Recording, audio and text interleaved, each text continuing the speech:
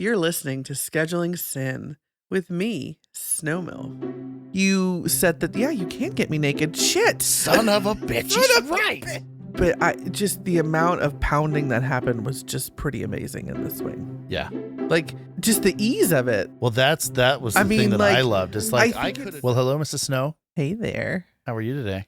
I'm good. I'm just continuing to bask into our amazing experience the other day. I'm still kind of buzzing from that. It was super fun. Took our little field trip to Dani's house. We did, and it was exciting. We were introduced to a lot of just, what is the word I want? Apparatuses. Apparati. Apparati. I mean, there were some things. There were some fun things. Oh yeah. So after we finished recording, yeah, we took a tour. We'd already kind of taken a tour of Dani's studio, and Dani, Dani came to Snowball. So after Snowball, we had our sponsor, Extreme Restraints, gave us a fantastic promo code, and Dani went to town. Furnishing her new house. Yeah, yes. Outfitting her new studio and her new play Correct. space and all kinds of stuff. So she has a lot of fun toys up there. She does. And Mr. Snow, looking at this, like, this is Mr. Snow's way of getting me naked. Let's be real. Like, he's like, let's just take some nice promo shots for Snowball. No, bitch, you just happened to bring the podcast panties with you? I mean, yeah. I mean, because I was like, I'm not really dressed for it. He goes, don't worry, I brought the panties. Hey, look, I was a Boy Scout. And they taught us to always be prepared. So I've taken that very much to heart. And I don't know if the Boy Scouts thought being prepared means bring red lacy panties. Maybe it does. I think it's kind of a generic term. Fair frankly. enough. I mean, I am prepared to get you naked all the time. Yeah, that's true. That's my superpower. Oh. That is honestly my superpower. Some people can fly. I can get you naked. I don't think it's that you can get me naked. I just think that you encourage me to get naked, and you said that, you can't get me naked. Shit. Son of a bitch. He's right. Fuck. So we went upstairs and checked out that she had a lot of really cool stuff. Yeah. The first thing I noticed was the red S chair. Yeah. So we've talked about getting one of these things forever. And I will say I really liked it, and it was fairly comfortable. There are certain positions in it that are a little less comfortable. Yeah, I think. So I've seen these things in catalogs for years, yeah. and I've always thought about buying one, but I just have never pulled the trigger. Partly is, they're kind of big, so it's like where do you put it? Right, that's always the problem. And it's not like a piece of furniture that could be disguised as something else in your living room. It's a love seat. No, it's not. It is a love seat. That's a fuck chair. It's a fuck chair. But so it was in some ways smaller than I expected. It was narrow. It was, well, yeah, but that's good. But it was shorter. It was very low to the ground. It was be. And I will admit, the curves of it were very fun. Yeah, I mean, it's it's kind of higher up top, and then it dips down, and then it kind of comes up again. And I think when you're on your back or leaning over the top of it, it's pretty comfortable. And even kneeling over it from the bottom is fine, but it's the straddling part that's a little more challenging. And in your case, and you have really long legs, but straddling for you was difficult because it was actually a little bit too tall. Right. When you look at it, you think it's way the really ground. short. And then when you try to straddle it, it's like, shit, your legs are kind of hanging. Your knees don't hit the ground. That was not as comfortable, but I think we made do. Yeah. No, I think we made it work. We got some great pictures on that. Some great photos. Yeah. Those will have to show up on because the other Twitter thing page. that Mr. Snow packed, because when we go take field trips, and when we go to hotel takeovers, we have some luggage that we take. I mean, obviously we have all of our recording equipment and more luggage all the time. Yeah. And so Mr. Snow bought some lights. I got these lights. So if you are doing any kind of naughty photography for yourself or any photography, it doesn't have to be naughty. I mean, I guess there's other kinds, but like all other photographers are bullshit. I got these on Amazon, and maybe I'll throw the link in the show notes or something, but they're these lights, and they're panel lights. So they're I think they're like 14 inches by 10 or something maybe. Yeah. And they're LED. There's two of them, and they come with these stands, and it comes in a nice little case. Little carrying case. And the beautiful thing about these lights is that you can change the color temperature of them. Hmm. So you can make them more white or more warm color if you want. And that is hugely important for getting skin tones right. Yeah. You know, if you take a picture of a person in a room with fluorescent lights, for example, they're going to look gross. Well, just they're washed out. Yes. Yeah. Well, not just washed out, but like the skin almost looks bluish. It's Yeah. not hot at all. And then you have to fix all that in post. But with these lights, you can change the warmth and you can get to like that 3200 Kelvin range. And that's like really, You're like really happy. nerding out over there. Oh, totally You're nerding. like- Hey, you started this. I did. So you want to talk about gear? We'll do an entire podcast about sex gear. But like, so these lights are amazing, and you can change their brightness and all that stuff. If you want to take good pictures, Yeah. lighting is the key. Yeah. Is absolutely the key, and you can do it with a cell phone or a better quality camera. But like, good quality lighting is. It's easy to forget because let's face it, we don't usually have lights, studio lights. Right. We don't go on in our Amazon living and buy rooms. these lights. But I will tell you, it's funny. So when I went upstairs to this room that has the chair and all the other apparati that we will discuss here in a minute, it was like a fucking studio you had set up that had these massive lights. Yeah, two lights. Yeah. And Yeah. you're like, pose this way and you love this. I do. You just turned into this little creative. Well, this person. goes back to when we were doing our amateur porn stuff. Ah, yes. When we started doing that was so much fun just from a creative standpoint. Yeah. I when mean, I we think got- you liked making the content as well. There was And- no part of it I didn't like. Yeah, but I could imagine, I don't know, like when you go in and you edit that stuff, you're having to watch it over and over. and over. Isn't there a part of it that like gets old? Well, okay, so when we got Do towards you get numb to it? my dick does. So when we got That's because you beat it too hard. So shut up. So when we got to the end of when we were going to be like done with it, at that time I was using 3 cameras at once. Yeah, the shotgun mic. The shotgun Yeah. microphone, which that's the other thing. If you're this is my other pro tip for the day. If you're going to make a video of sex, you can't forget sound. And I got these little Rode shotgun mics. I should put the link in the show notes for those too. They really aren't all that expensive. They're USB-C and they can connect to your iPhone if you have one of those, or they can connect to like a GoPro or whatever. But I'm here to tell you, the sound quality that you get from these little Rode shotgun mics is amazing. And it adds a lot to a video. Like when you hear certain noises, right? And I'm not talking about moaning, it is incredible.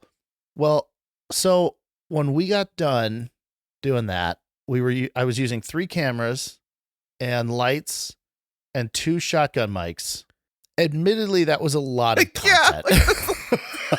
Yeah, I mean, yeah. And so, and on top of that, we were doing like the blurry face stuff and all that. So like, that was the bitch of it. It was a lot, yeah. And I got so mad at you so many times because you would be like doing your thing, right? Like you're grooving, everything's good. I'm grooving. And like you would like, I would move my head. You would like you do this thing. First of all, you can't tell me it's hot in one context and then be annoyed with it in others. I sure can. It is hot as fuck. I love it when you do it because it's such a hot body language thing, but you do this thing when you're on your back and it feels really, really, really good. And you're like getting ready to come or something. And you do this thing where you pump your chest up and you thrust my body up. You kind of lift your head up, and it is super hot. But I'm sitting there with this like little blurry thing on the editing software, and your fucking face like darts over here, and I'm like, son of a bitch. And so I had to like, track all that. That part was You're a pain in the just mad ass. because you had to take your hand off your dick to move the cursor, to move the blur. I'm just saying, if we didn't, if we didn't have to do the blurry face thing. So you're just saying that I should just show my face? Well, it would have made it a lot easier. Yeah. Okay. That was the most tedious part because the way it worked was when I was editing it, I had 3 different video tracks of the different angles, and the sound, it was all sound wise, it was all synced up. So that part was easy, but I had 3 video tracks and I would just go along and decide which angle I liked best. And so I would just, select this angle, select that angle.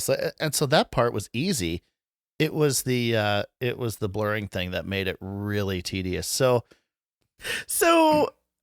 if you're ever interested in learning about how to make your own porn and you want some information about lights, sound, camera angles, and editing, feel free to reach out to Mr. Snow. I'm your guy. I do. He's all self-taught. I'm I'm gonna toot my own horn a little bit. I was really pretty good at it. Oh, We had in a very short period of time our like model ranking or whatever like skyrocketed.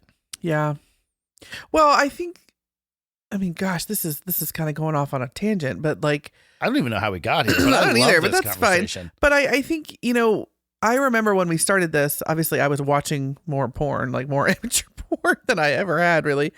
And people... It was called research. Right, 100%, all for science. But I was often amazed about what people had in the backgrounds. Oh, like people always have TVs going, or like the with room Judge is, Judy on it or like something. Yeah, or the room is a mess. The room is a mess, or there's like a random dog. It's just like, what the fuck? Like, I get it. Like, you don't have lights and cameras and microphones, right? Like, obviously, we're maybe on the other end of that, right? Right. But I do feel there are things that you can do. Look the fuck around. Like, maybe you shouldn't have your, CPAP machine in the corner. Sure. Like, it's all that stuff. Like, you got to think about backgrounds and surrounding. Yeah. The TV was always on. I know. Everyone has TV or obnoxious loud music. It's one or the other. That is not hot. I totally agree with you. And the TV especially. Yeah. The loud music, I don't like it, but okay. But the TV, I do not want to hear like the fucking Maury Povich show. Yeah. While I'm watching this woman get banged. Right. So yeah, that was frustrating. But we had more you know. We had a great setup because we had just done our guest bedroom. Oh yeah. And our guest bedroom was perfect for this. Well, yeah, we purposely did not put any like there's no like family pictures in there. Nothing in there. It looked like a hotel. Yeah. Like you could walk into that room if you didn't know and you would have no idea where you are because there's no pictures of anything. Right. And it was a really clean background. It worked really well. Yeah. So if glad anybody we spent the money on our if anybody else, well, we've used it for other stuff, but if anybody else wants to come over and do amateur porn, I would like to do it again. You want to be that? You want to be the director in the corner? I want to be the guy. Good. I don't even have to be in it. Oh, so nice. So thoughtful. I know. All right. So let's come back to back to where we started with all this. So we found the S chair. Yes. We really liked that. It was very nice. Do you want one? Now that we've had one and like played with it, do you want one? It's funny. And it's always that this was actually really a helpful experience because I think when you get to try out things and see them, it's like try before you buy, right? Like, yeah. I mean, I think before I had that experience, I would be like, yes, I think I really kind of want that. But now there are definitely parts of it that I like, but it's not all that I would want it to be. Yeah.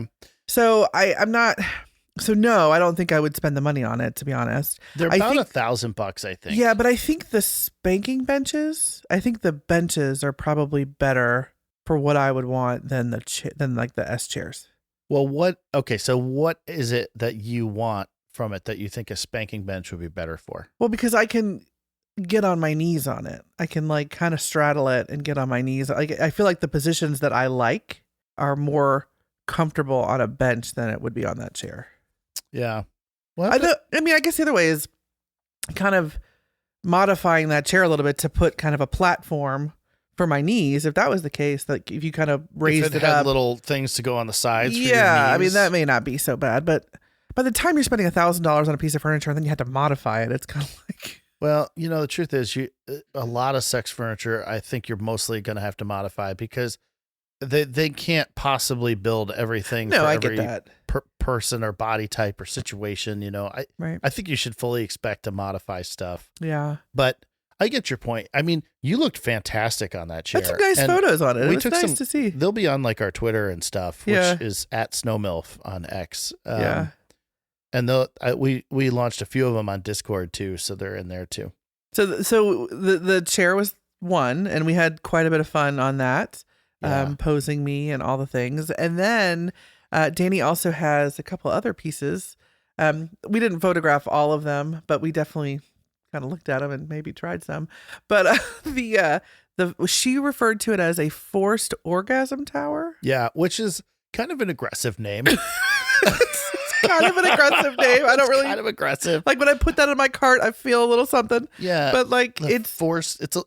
The name. It's a little much. Yeah, right. It's kind of a it seems to be kind of versatile in that you could do a couple different things with it. It can be used as kind of a cross. Yeah. So it could like hold your hands. Yeah. So it's a metal frame. Right. Okay. And there's a base, like a lower base that you would stand on. And then which is not super comfortable. You probably want to, we had to put a blanket on it. Yeah. You put a blanket on to stand on that. And then there's a pole that goes up the back, up the spine, basically. Yeah.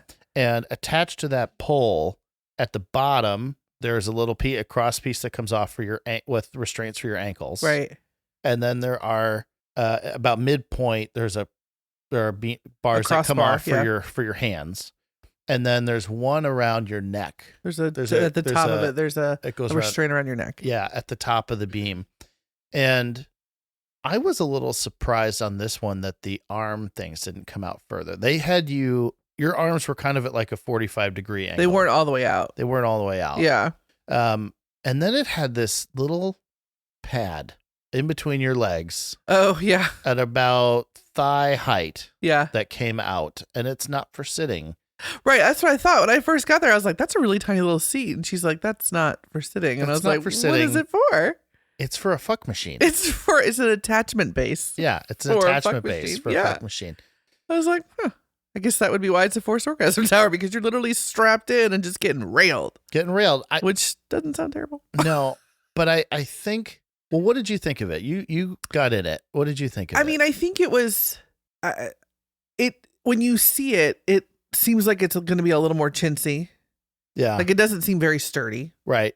But it held me pretty well. Like I didn't really, I think for what it is, and I think it packs up pretty easily. I think it's made to be taken apart. Right. So, it's not, that in and of itself is going to impact its sturdiness. Right. Okay? Anything that's made to be disassembled is going to be not super rigid. But actually it was pretty sturdy. It held me pretty well. Do you think you were pretty stoked about me being in restraints, and you were pretty excited about the one around my neck? Yeah, I don't know why that's so hot. So the way this worked is like the restraints were like leather straps with like buckles. Right, they were actually pretty decent restraints. They were nice restraints. Yeah. And then there were chains with a carabiner that went back to a loop on the frame. And yeah, I can't explain it to you. The one around your neck was really fucking hot. Yeah, and you took a lot of pictures of that. It's not that it was like, it's not an airway thing. So it's not like it was tight and restricting your neck or anything like that. But boy, there's just something about that that's like, but it is kind of fucking primal. Yeah. And I remember we kind of had an experience at a club when you put me on the St. Andrew's cross. Right. And it was kind of the same thing that I was obviously restrained. And your favorite move is to stand just on the outside of my reach and try to kiss me. And it's kind of, I know you think it's super hot, and it is hot and I do enjoy it, but there's also a part of it that's like, God damn it, I can't fucking reach you. It's bullshit. It's that denial. Yeah. And I know like Dani, we were having that conversation with Dani because she's a pleasure dom, and she was kind of just kind of talking about her experiences, and that denial of pleasure is something that she talked about quite a bit, and how when she has sessions with people, and it's that denial. And it's so funny. I am just such an impatient, like I fucking want it now person. Right. And I if I just kind of gave into the moment, it would probably be. Well, and that's a question. But it was cool. So what we were doing with that is you had the restraint around your neck. Yeah. And I would slide in and kiss you. Right. And then I would very slowly pull away until you couldn't follow me anymore. Right. And I was enjoying that. But yeah, because you were really fighting against that. Well, that's the thing. And it was, yeah. And then Dani was kind of playing with the riding crop. Yes. And kind of like doing some sensory stuff. Some touched there. Yeah. Because she also, when I was on the S chair, she was flogging me quite a bit. Yeah. Well, that happened after that. But yeah. But so the denial part, I know like you're saying like it was annoying or whatever, but did you find it mostly annoying and a little hot, or mostly hot and a little annoying?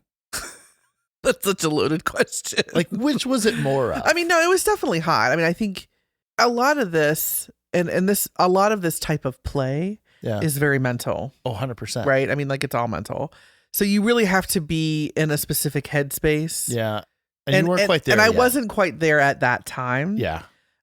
So, you know, like, because again, I have experienced that when I was very much in that headspace. Right. And that was incredibly erotic and hot, and there was no annoyance at all. Right. It was because I was in that moment. But you were in it, yeah. But this situation was just a little different because of a lot of things that, you know, not bad necessarily, but just I was not there yet in that headspace. But, you know, I think there's something to that, right? I mean, people need to think about as they get into or maybe explore BDSM and all this stuff is it's such a headspace thing. It is. And you really can't just, I mean, that's kind of what we did because we were just exploring with the toys. Right. It's what we were doing. So like we literally just kind of hey, do this. Yeah. We kind of stuck you in there and then started playing with you. And the truth of the matter is if you want to get the full experience with that, you have to build a person up. And you kind of have to be in that space. And that's where, so Dani, in our last episode, Dani talked about this concept of a scene. Right. And that's exactly what a scene is. Right. A scene is a role playing period of time. Right. Where it is all about mental play. Well, it's setting a stage. It's setting a stage. It's mental tone. play. Yeah. Right. And there is a tremendous amount of foreplay to that. Yeah. You know, it's not just, you don't just grab a person who just 10 minutes ago was drinking out of a red Solo cup and slap them into this thing and go to town on it. There's so much more mental headspace to it. And you kind of have to be able to build up the first part to enjoy the second part. Yeah. Even though I think you kind of got a taste of it, it probably would have been a lot better if you really had been more revved up in it. Well, and I think, you know, and I spoke about this, you know, the last time, you know, I had this situation, like for me, and I don't think this is unique.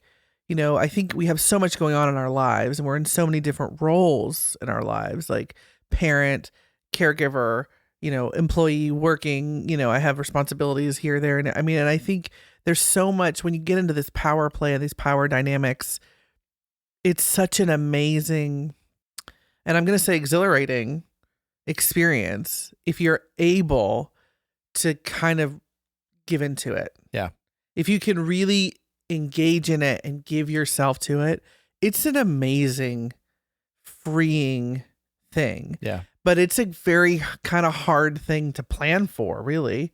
In some ways, it just kind of happens. I mean, obviously, maybe if you do it more regularly, you're able to do it easier. But for me, who doesn't do it really ever, I think there's just a lot more.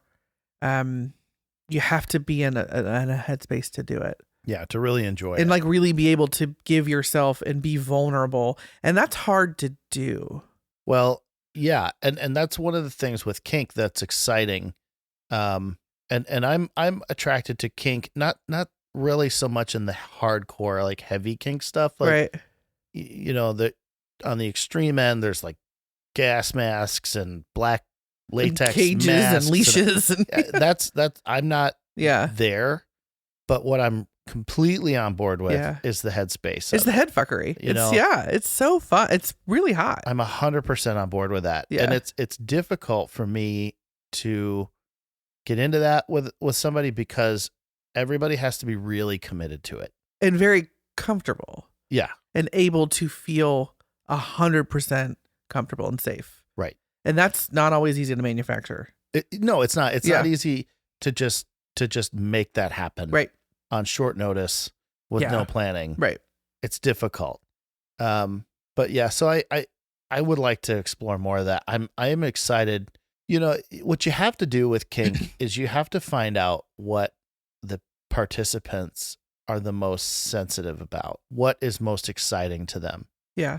You know, in your case, what we have learned about you in this regard is you love vulnerability. I do. You love it. Like vulnerability isn't just something you think is fun. Like it is very exciting for you. Because if I stop and I really like examine that, it's because I am not often vulnerable in like real life. Right. Like in fact, I probably avoid it. Right. Yeah. Yeah. Yeah. But so it makes sense that what excites me is that ability to let that go and to fully embrace it. Yeah. Right. So for you, like when we did the St. Andrew's Cross at the time, first of all, we were in a club. Yeah. And the cross was in a mostly public space. It was in a little bit of an alcove, but it was very visible to like the hallway and to people walking by. And you were completely naked.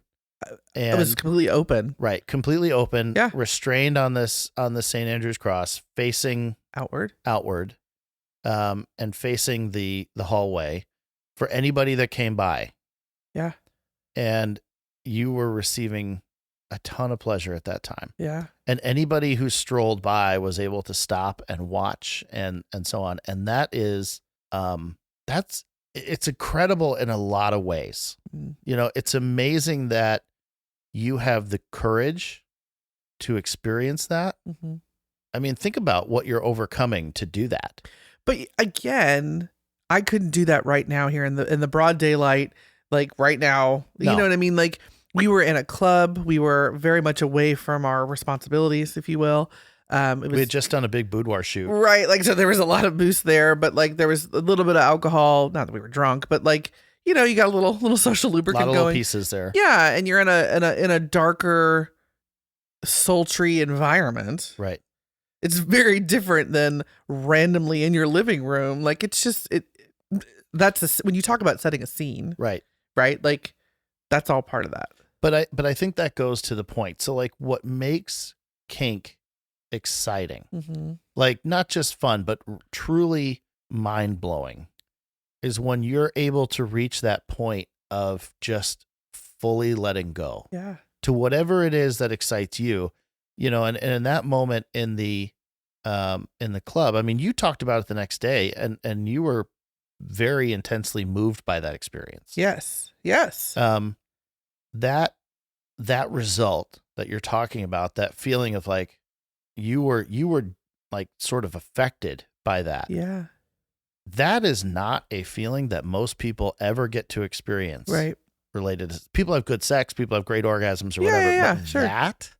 This is a different level. Is different. Well, and I mean, you talk about playing with control and playing with power dynamics. I mean, that's not something to be taken lightly by any means, right? No. Like, and not anybody is just going to be able to do that. Right. And so and I think that kind of goes to this whole why aftercare is so important. And because you talk about vulnerability. Oh yeah. I mean, like that's like so raw. Yeah. And so absolutely, it was very much a moving experience. And so when we went and did this, like I had some of it, but it was not the same. Right. And so, but I think people that are, you know, engaged with these apparati, I think knowing that your headspace is a big part of these toys and these things that you engage in. Yeah. And that's what I would encourage people to think about as they consider toying with kink. Yeah. Is recognizing that all these crazy toys and all these crazy objects and clothing and so forth, they're intended, the real purpose of them is to enable a headspace for you. It's not like a vibrator, right? Right. A vibrator is a tool, right? A Yeah. vibrator is there to buzz your clit and make you come. It's very physical. That's not what kink equipment is for. No. Kink equipment is to enable your headspace. Right. And so you have to approach it very differently. We went on from there to flogging. We did. That was fun. I experienced a little bit of flogging at Snowball. Yep. And I think the initial thought is, oh gosh, it's painful. It's going to hurt. But honestly, when you use floggers that are like real floggers, good ones, they're beautiful. They're just kind of really beautiful pieces of equipment. But the leather is usually very soft, and it's actually really kind of a fun feeling. And it's not whipping. No, not at all. That's I think another misconception about all this is a lot of people, I believe, think there's a lot of pain involved. And for some people there is. Right. Oh, there's definitely levels that you can ratchet up, right? That's not a problem. Yeah. Sometimes there are some people who enjoy that, but pain is absolutely not a requirement. Right. Even with flogging. I mean, you asked today if you had a red ass. You didn't have a red ass No. that day after we were done. Yeah. So she used it, I think just the one flogger, maybe 2 different kinds, I don't know. But then she used a paddle. Yeah. Which did you like better, the paddle I totally or the like flogger? the flogging better. Why? Because paddle is very concentrated.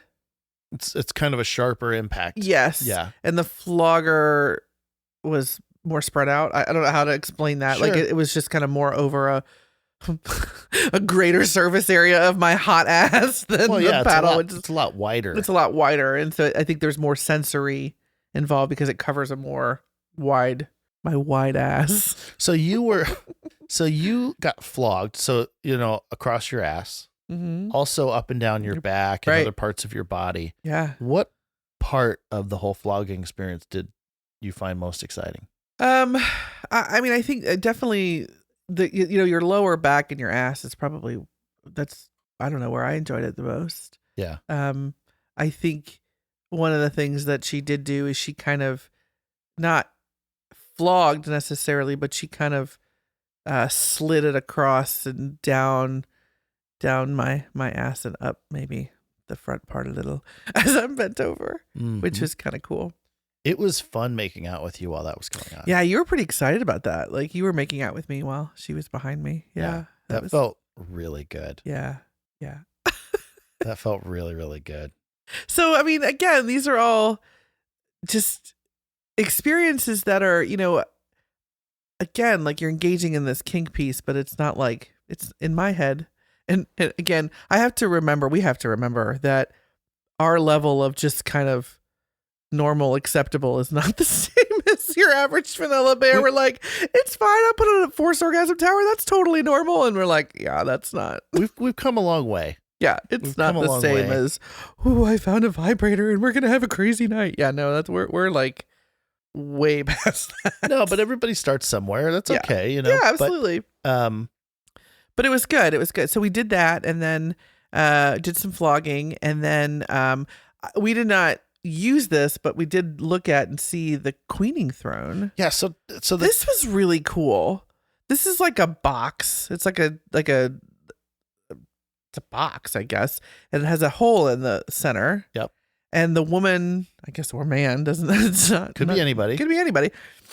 Sits on kind of over top of the hole, but on the underside of this box, because it's hollow, the other person, there's a kind of a strap, like a sling. A sling, that's a good word, for someone's head to be rested. Yeah. And basically like containing their head up to the person's whatever wants to be licked on the throne, I guess. That was pretty cool. So that is like it's kind of like riding a face with furniture. Well, this is Mr. Sno's answer to if I die, I die. If I die, I die. I wanted to try it. I wanted to try it. I was that's one that we're gonna put an asterisk on and come back. I want to try that. We did not try it, but we looked at it. I did sit on it, but you didn't get it. Yeah, no, I think it'd be fun to try. I don't know if I would enjoy it more than. I feel like I would get claustrophobic. Well, but you're claustrophobic. I'm really not, though. Well, right. Yes. You're not going to get claustrophobic on the top of it. Fair, but I'm saying like the box itself, like, is not that big. No, it's relatively small because you have to be able to sit on it. Right, but I don't know. But see, I don't know if I would like it because see, the thing about it is, again, where kink furniture is designed to enable like headspace, that the whole vibe with that is it's a submissive thing, right? So like the person in the box is like, their job is to like serve the queen's pussy or whatever, however you want to say it. Serve the queen's pussy. Yeah, which I'm happy to do. But first of all, it could serve the king's asshole. It's not just a queen's pussy thing. Well, yeah, no, I guess you go either way with it. But it's an equal opportunist throne. Think I would like to try that, but I think I'm still going to end up saying I would prefer to have you on your back on the side of the bed. Oh, so that I can kneel on the side of the bed. I think that's my favorite way. Well, I think you like it because my feet, I kind of go down on your knees. Well, that's our new thing. We just figured that out. Like it is amazing to me. We've been having sex for like 20 for so years. many damn years, and we've learned new things. We're still like, holy shit, you can do that. Yeah. So that's a new thing. So what you do... This is such a more you know episode. Like, oh, God. We're telling all of our secrets. We may never put this one out. So... So what you do is as the guy, you kind of squat down, like you don't get on your knees. Yeah. You don't get on your knees. You stay on your feet, but like you squat down, and then the woman lays on the edge of the bed with her butt on the edge of the bed and her feet off, and then she can put her feet on your knees and kind of thrust up and ride your face like that. Like she can push off of your knees and kind of grind on your face. And it turns out Mrs. Snow really likes doing that. I mean, that was nice. That was fun. So that's kind of been our new thing. Yeah. The more you know. So from all there, we moved on and we tried a swing. Oh man, this is the second swing that we've tried. And I tell you what, the first one is shit compared to this one. Yeah, the first one was like a leather sling. Yeah. That the person sat in, and there was a big frame and chains with carabiners, and it went up and hooked to the frame. Yeah. But this one wasn't a leather sling. It was actually like almost a chair. It was like a bench. It was like a hard bench. Yeah. But the beautiful thing about this was the back of this can kind of go up or down. It can recline be raised up or down. So the person in the thing can either be laying like totally flat, or they can raise their back and sit up a little bit and change the incline. That was really nice. Yeah. And the fact that it was rigid made it, I think, a lot easier to get you in position. Rigid always helps with position. Always helps. But I'm telling you what, so our first sling experience was a disaster. Yeah. Like it was, yeah. It did not work for us at all. Yeah. This one, though, worked very well. Was amazing. Was awesome. Amazing. Yes. Like amazing. To a point where it's like, where would we put this in our house? Well, that's okay. So that's like our whole new thing now. Because this is the thing. Like this is definitely an apparatus that has to be like just up at all times. Like this is not I can just put this up super quick. No. For the engagement of like you really need to be able to just walk into a room and be done with it. Well, this one has it's a big metal frame. Yeah. And it's 4 legs that all come up to a center hub, right? And then there are 4 attach points, like welded loops that you attach carabiners and the chains to that come down to the rigid thing that you sit on. And it's fairly heavy metal and stuff. You're right. It's not at all.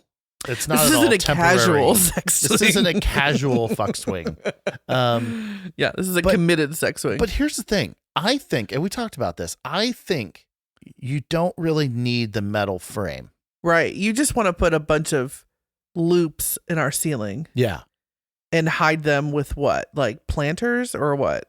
Well, I don't know yet. But like if you you could get those like fire alarm things. You don't think it's gonna be weird to have 4 fire alarms in a perfect square in a room? Safety cannot be overstated. Okay, that's so weird. You have Why does your closet have 4 fire alarms in it? So weird. Just in case the batteries go bad in 3 of them. I don't think that's how that works. I'm very deaf. Well, that's all it is. It's a hearing thing.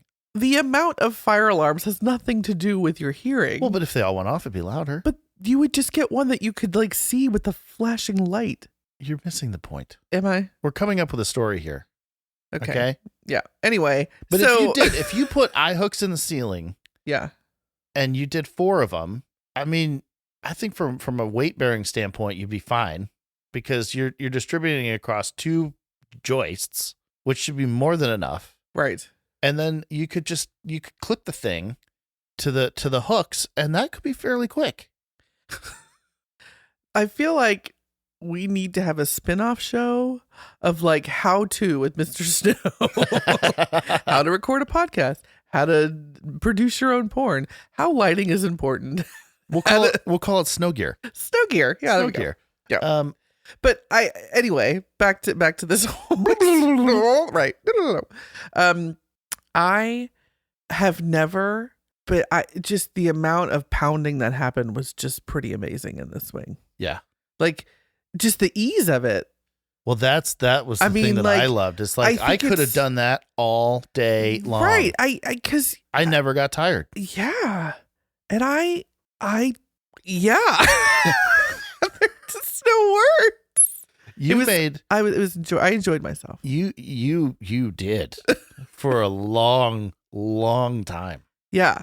And there were some sounds that were made and some things that were. You were screaming for a long time. Yeah. So, 2 thumbs up, right? 4 stars.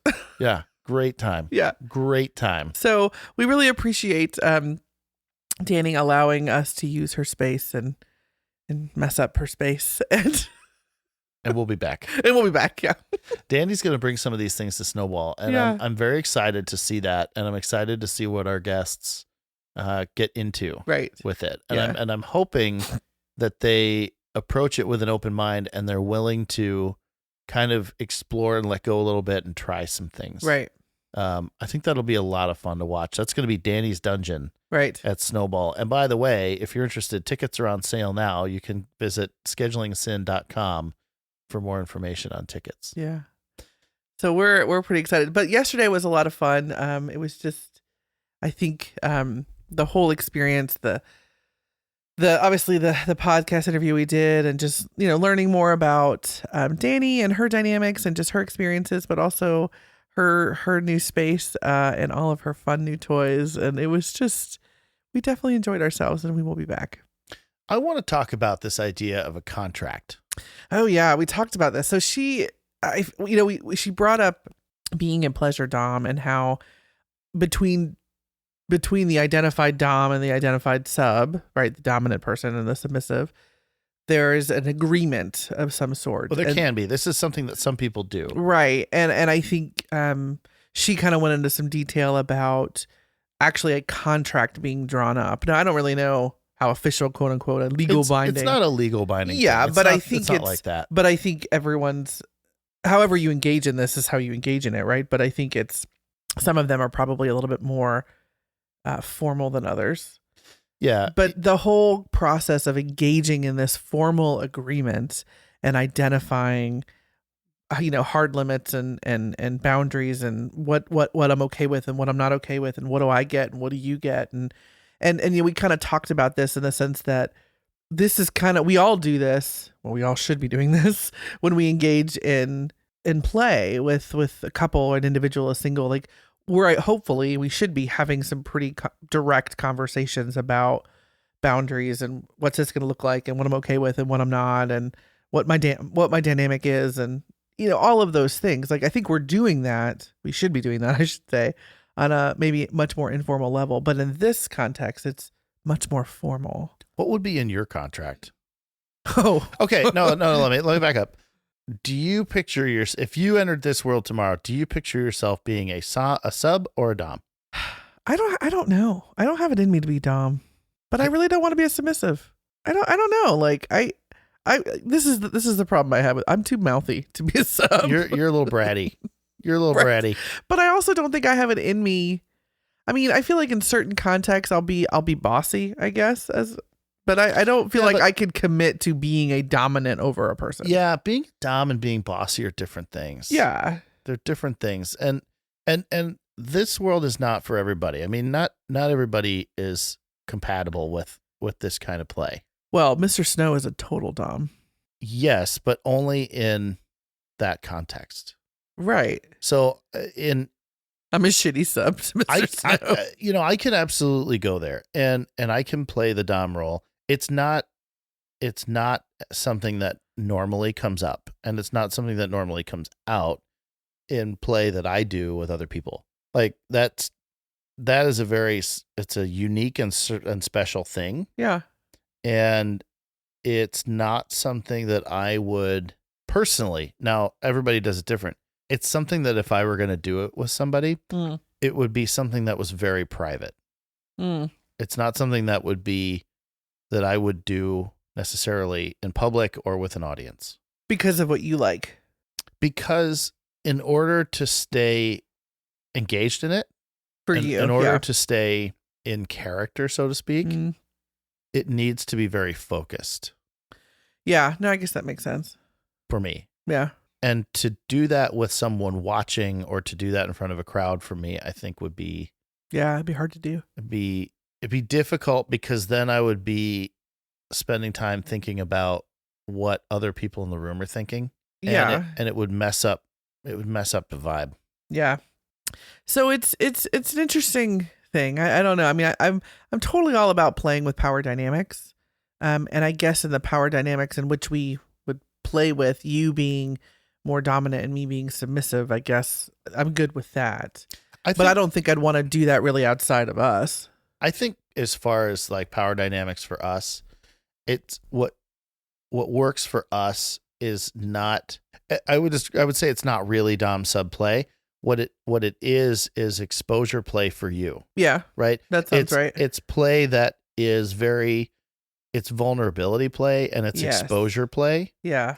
And I am perfectly happy and comfortable to orchestrate that, but it's not a dom sub thing in the sense that you are submitting to anything. It's that I am creating a situation where you can be vulnerable and you can be exposed. Yeah. And you know that you are safe. Yeah. No, I get that. Yep. So that I don't consider that to be a dom sub thing because I'm not directing you. I'm not controlling you. It's really your experience. I'm just enabling you to have that experience. Yeah. And believing and knowing that you are safe is critical to any kind of enjoyment with that. Absolutely. Absolutely. Now let's talk about contracts. What would be in your contract? Well, this is the thing. I think what would I make a subby do? See, this is gonna get real fucking dark real quick. I was thinking like when you're like, what's in my contract? I'm like, what would my safe word do? What would my safe word be? And you would be like, what would I make my sub do? Like, we're different people. What would I make my subby do? I'm like, eggplant. I kind of want some convenient subbies, right? Like there are convenient subbies. Yes, like there's some out here that want to like, they want to like get naked and like maybe wear a tutu or something and clean the house. And I'm down with that. Like because you want to watch someone like do those things for you and serve you that way, or you just want your house clean? I just want to clean my house. Yeah, see, this is the problem. This is the problem. Like, this is. But look, this is the thing. Like, look, our fantasies are about clean houses and fucking like dinner being made and going to the grocery store. God damn, middle-aged swingers are shitty. You want to be a subby and come over to my house and like, I don't know, play with my dirty clothes as long as you wash them and put them away. I'm fine with that. So you don't want a convenience. See, again, when I think you said convenient sub, I'm like, oh, you just want her to bend over and just you could do her thing and then like just walk away. Well, convenience as in a hole. You are a convenient hole. I mean, I wouldn't be opposed to that. Yeah. I mean, I can't imagine you would be, but I'm just thinking right now, like there are some folks who are perfectly happy to just do like submissive, like serving type tasks. And I need to find some of them. Yeah, I agree. 100%. 100%. Get on that. Can I still be head wife? Yeah. Okay. Well, then we're fine. Head of the wives. We could avoid all the contract and sub shit and just hire a house cleaner. The problem is with she won't be in a tutu. Yeah, there's going to be a lot of shit that goes south with that. Like, I'm going to say things. No. This is how we got arrested. This is how we ended up on TV. No, that's not going to work.